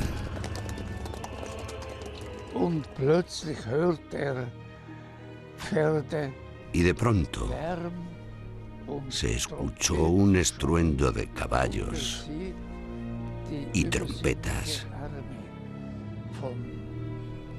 y vio al todopoderoso ejército de Botán. Odín tiene varios nombres. Entonces salió corriendo despavorido a refugiarse a un establo de caballos. Estaba muy impresionado, muerto de miedo. Jacob Streit es un reconocido escritor suizo que ha publicado varios libros sobre la cultura celta y el folclore de su país. A sus 93 años, recuerda perfectamente la historia que vivió su propio abuelo. Sucedió una fría noche de diciembre de 1950, en el mismo bosque centenario de Burg. Aquella madrugada, al salir del establo hacia casa, lo volvió a ver. Después de la experiencia, ya repuesto, decidió olvidarlo. Pero al rato, volviendo a casa, lo volvió a escuchar. Prefirió no contárselo a nadie. Pero en estos cerrados bosques de Suiza, no solo se aparece la hueste antigua de Odín. Aquí, en lo alto de los Alpes, los campesinos trabajan en sus cabañas hasta muy tarde, haciendo el típico queso. Ellos saben bien que la Santa Compañía, pasada la medianoche, puede llamar a tu puerta. También saben que, pese al miedo, es recomendable abrir y dejarles salir por la puerta de atrás. Quizá por eso todas las cabañas tienen una. Pierre Hani, el prestigioso antropólogo, fue testigo de algo imposible. Y entonces ellos entraron en absoluto silencio. Mi impresión fue que aquellos espectros eran hombres del campo. Sus típicos ropajes así lo indicaban. Hombres, mujeres, niños. Por las ropas, también me di cuenta de que se trataba de personas de otra época, de diferentes siglos. Así que pensé que, de alguna manera, ellos tenían que estar vinculados con la gente de esa comunidad. Pero con nuestra mente racional propia del siglo XXI, nos vemos obligados a preguntarnos si estos sucesos son tan solo leyendas de aldeanos supersticiosos. No. La gente no habla nunca de eso, del ejército de Odín, pero todos están convencidos de que existe.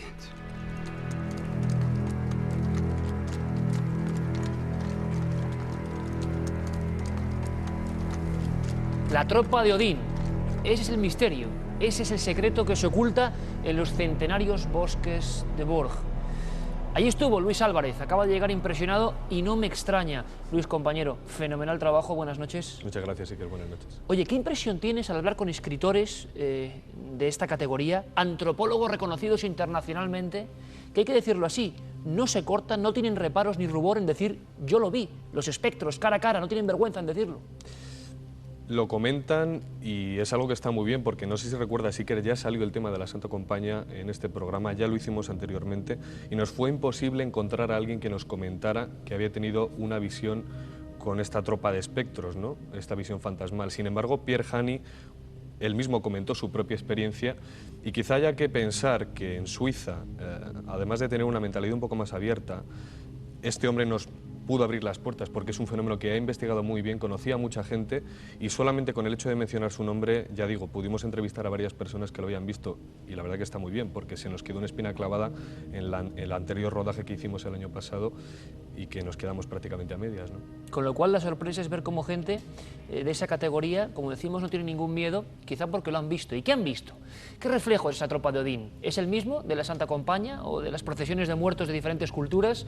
¿Es una imagen que está en nuestro subconsciente más profundo, más arcaico, en el limo primitivo que todos tenemos ahí dentro de generación en generación? ¿Es el resultado del miedo a los muertos, a la oscuridad? ¿Por qué está ahí? ¿Y por qué gente como ustedes, como nosotros, algunos de ellos, como digo, tan prestigiosos, dicen yo lo vi? José Luis Cardero, antropólogo, gran amigo de este programa, muchas gracias por tu ayuda, que ha sido fundamental para elaborar este reportaje, como tantos otros.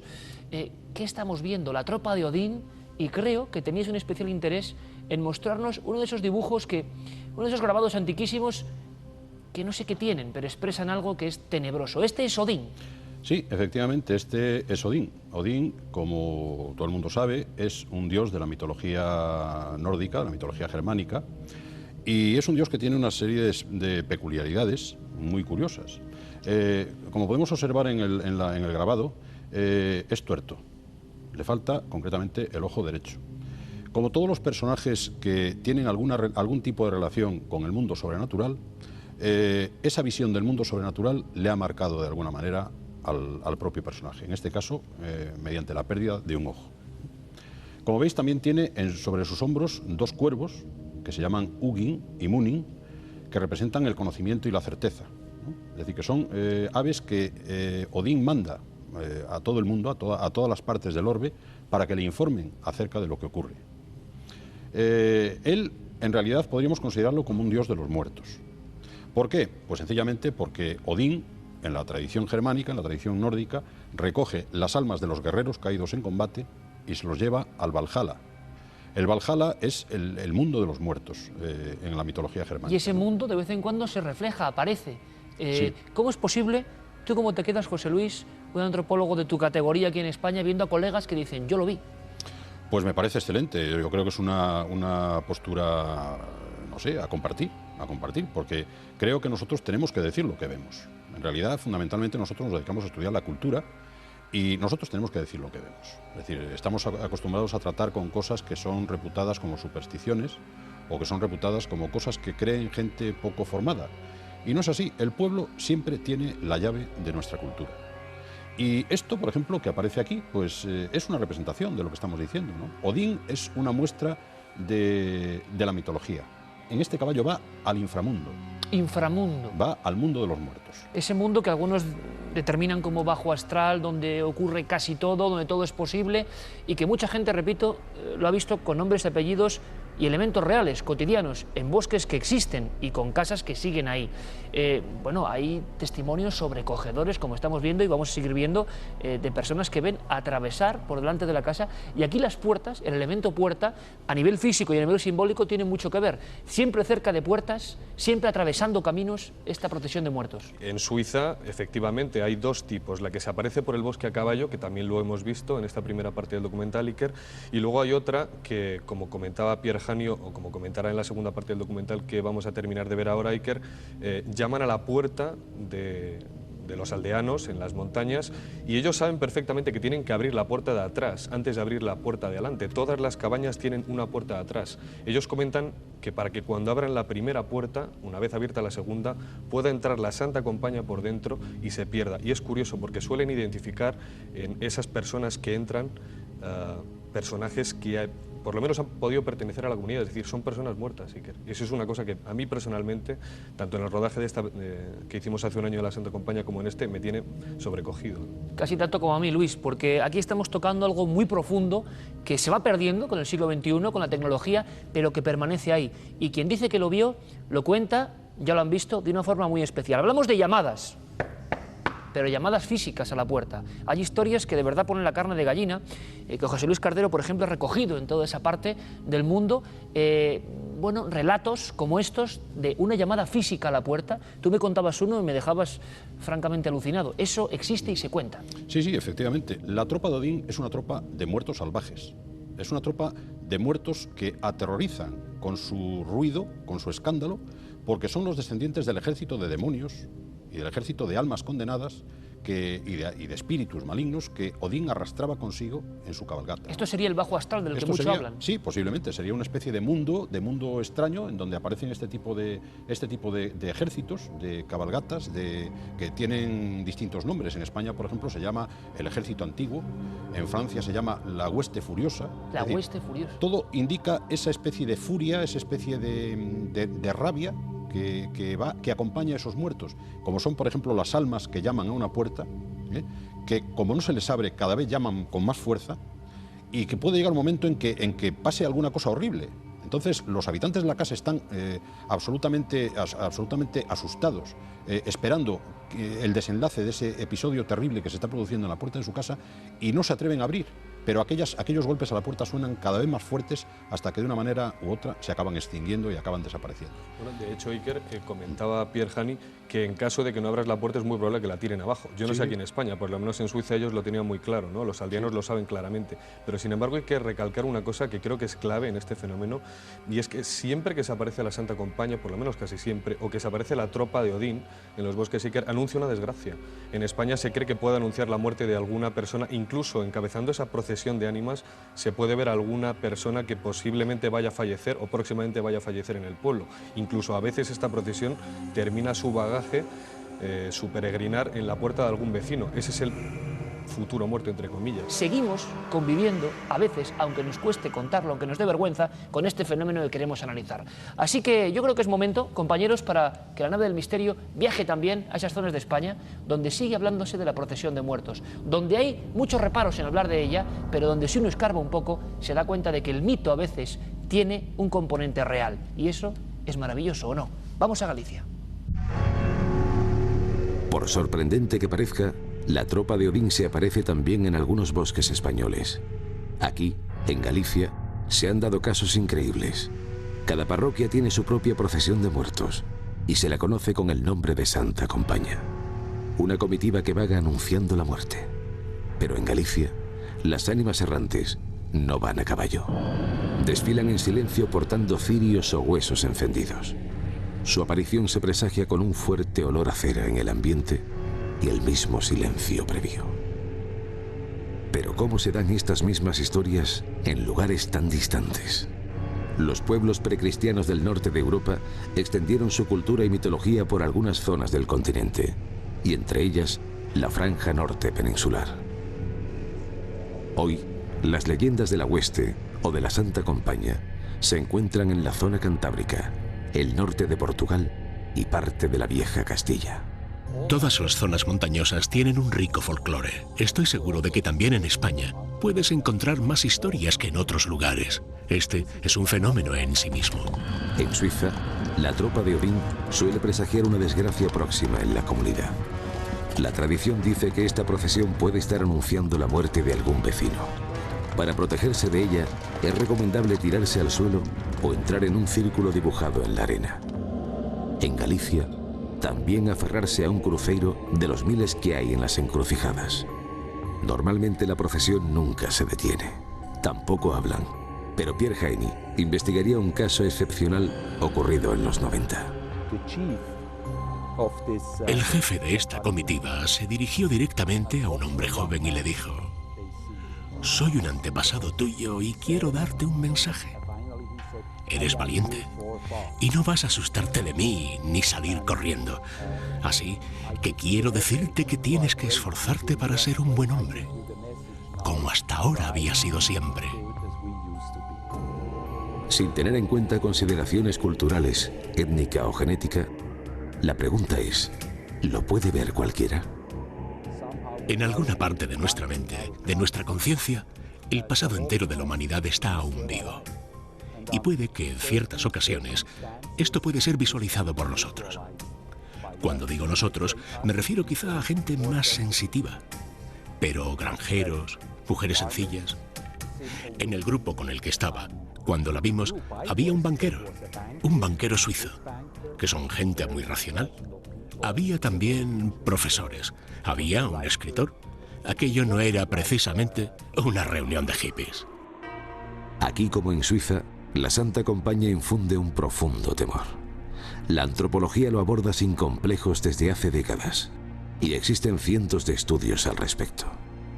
Pero ¿a quién pertenecen estos espíritus, si es que realmente se trata de eso? Estos fantasmas de gentes que vemos están directamente vinculados con personas que vivieron en otro tiempo, pero que ahora están muertas. Por alguna razón, en alguna dimensión algo permanece y se queda ahí. No creo que sean los propios muertos, pero algo de ellos se queda ahí. ¿Qué es lo que vemos exactamente? No tengo ni idea. Es todo un fenómeno. Hablé con indios americanos y me contaron que ven exactamente lo mismo que nosotros. Más allá de la razón, en lo más profundo de nuestras mentes, puede que perviva un sustrato de recuerdos ancestrales. Puede incluso que el mundo de los vivos y el de los muertos no estén tan distantes como nos hacen creer. Puede que hoy el desarrollo haya llegado a nuestras sociedades avanzadas europeas y ya no queramos saber nada de estas leyendas. Pero la realidad es que aquí, en Suiza, en el centro bancario más importante de Occidente, lo imposible cabalga noche tras noche en el bosque centenario de Burg.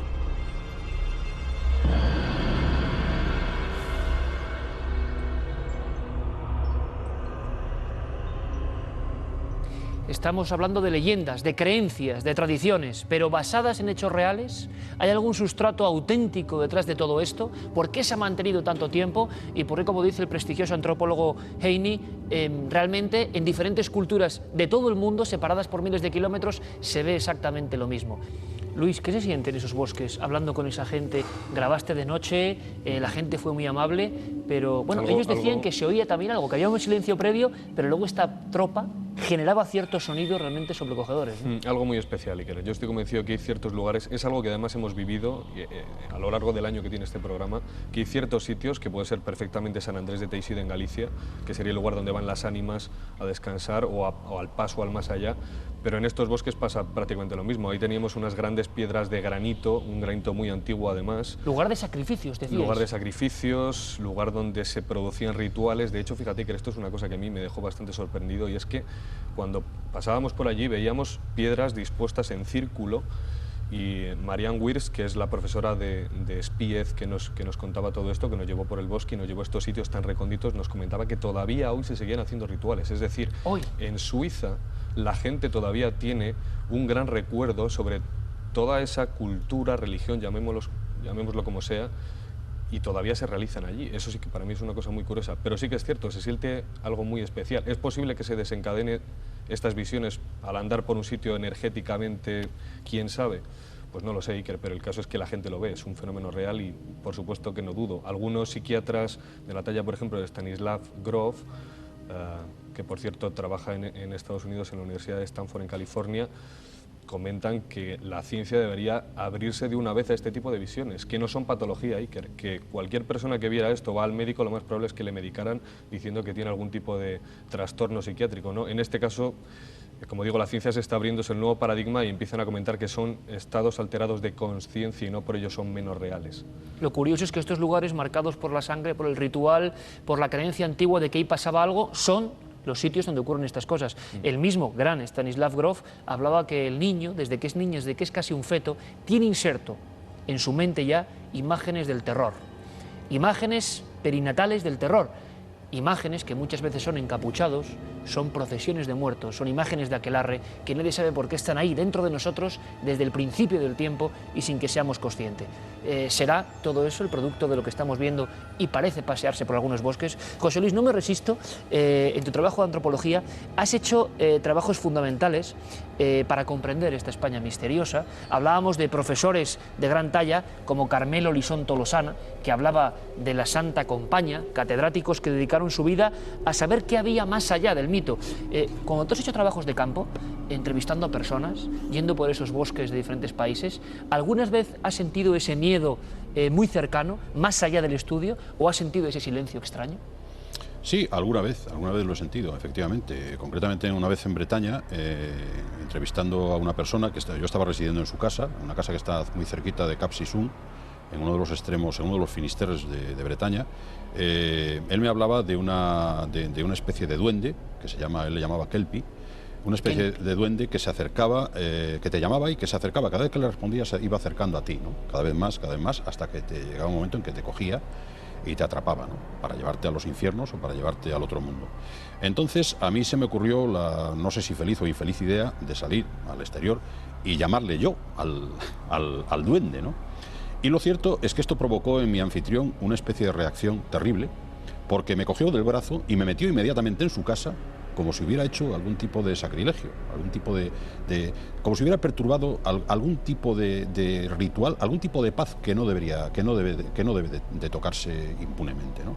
Eso me enseñó, yo era un poco ingenuo en aquellos momentos, me enseñó que hay que respetar profundamente las creencias de la gente, no tomárselas de broma, porque casi siempre yo estoy seguro que encubren unas verdades muy profundas que nosotros todavía no conocemos y que están ahí desde hace muchos miles de años, ¿no?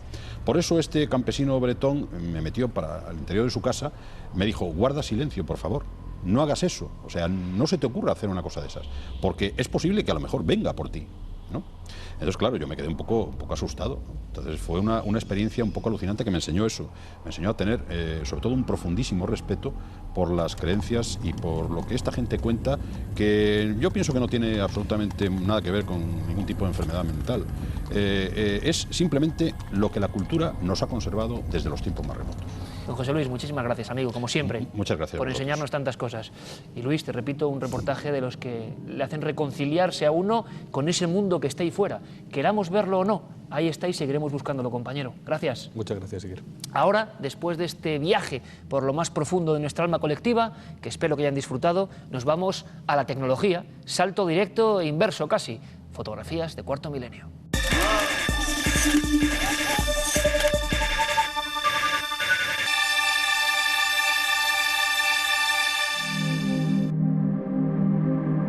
Y ya que hablamos de la vida y la muerte, del hilo que separa la ilusión óptica de lo sobrenatural, recuerdo que teníamos un tema pendiente, Carmen, una deuda con todos los telespectadores desde el principio del programa: la cara de un niño.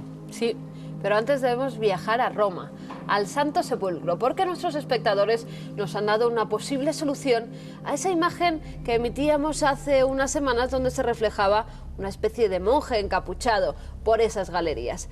Nuestro amigo Daniel Fernández Galindo nos decía que puede tratarse de un reflejo o de un montaje, o que por lo menos es muy parecido a un personaje de cómic, un cómic realizado por Enrique Breccia y que llama El Sueñero. Hemos hecho la comparativa y, como podrán ver, la verdad es que son muy similares. Santo Sepulcro en el Vaticano. Ahora sí, momento de desvelar lo que se oculta, nunca mejor dicho, detrás de esta imagen. Neus Fornaguera, desde Barcelona, nos enviaba esta imagen. Al parecer la hizo hace unas semanas en un viaje a Londres. Se encontraban en un pub que tenía prohibida la entrada a menores de 21 años y eran altas horas de la madrugada. Decidieron tomarse una fotografía porque es el mítico pub Cheers, muy conocido sobre todo por la serie televisiva. Pues en ese momento, por supuesto, no vieron a nadie que pasara por enfrente de ellas, y menos a un ser pequeño, a un niño. Si ustedes se fijan en la fotografía original que nos remiten y la que posteriormente hemos analizado dando una serie de filtros a la imagen, podemos ver cómo surge ese niño pequeño. Un niño que además parece movido, que parece estar traspasando la escena justo en el momento en el que es tomada la fotografía. Guillermo León, la única solución que nos puede dar es que ese niño estuviera físicamente allí. Si no, sería algo completamente inexplicable. Pero si estaba allí, ¿por qué solo aparece aclarando la imagen? Es un ejemplo vivo de lo que estamos hablando, de las sombras entre dos mundos. Si tienen fotografías o quieren opinar sobre estas imágenes, 2 vías de contacto. 2 vías de contacto, la primera a través del correo electrónico cuartomilenio@4.com y nuestro apartado de correos 18.189 con el código postal de Madrid 28080. Y con la imagen de este niño en la retina nos quedamos todos, quizá como un arquetipo, como un paradigma de lo que es el mundo del misterio. Hoy hemos aprendido que ese mundo del misterio, creamos o no en él, está ahí. Y hay que respetarlo, es muy importante. Dentro de 7 días tenemos una cita aquí en la nave del misterio. Ya lo saben, somos Cuarto Milenio.